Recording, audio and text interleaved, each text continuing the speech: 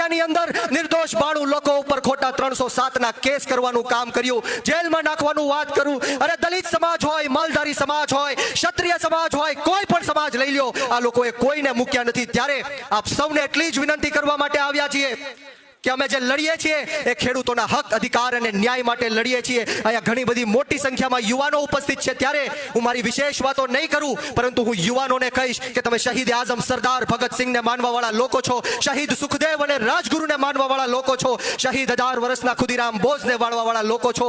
યુવાનોએ જ્યારે શહીદી આપી ત્યારે જઈને દેશનું લોકતંત્ર અને સ્વતંત્ર બચ્યું. અને આજે જ્યારે આપણો ગુજરાત ખતરામાં છે, ગુજરાતના ખેડૂતો ખતરામાં છે, ત્યારે યુવાનોએ આમ આદમી પાર્ટીમાં જોડાવવું પડશે. મિત્રો, હું હર હંમેશ કહું છું, ઉત્તરથી લઈને દક્ષિણ સુધી, પૂર્વથી લઈને પશ્ચિમ સુધી, જો કોઈની પાસે ભ્રષ્ટાચારની દવા હોય, જો કોઈ ભ્રષ્ટાચારનો કાળ હોય, તો એનું માત્ર એક જ નામ છે, અને નામ અરવિંદ કેજરીવાલ અને આમ આદમી પાર્ટી છે. આપણે સૌ એની આંગળી પકડીને આગળ ચાલવાનું છે.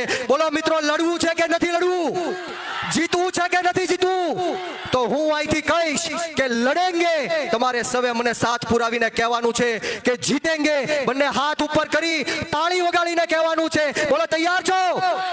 અહીંયા મંચ ઉપર બેઠેલા તમામ લોકોને વિનંતી કરીશ કે બંને હાથ ઉપર કરી તાળી વગાડીને આપણે કહેવાનું છે, બોલો લડેંગે, અરે લડેંગે, અરે લડેંગે, અરે લડેંગે.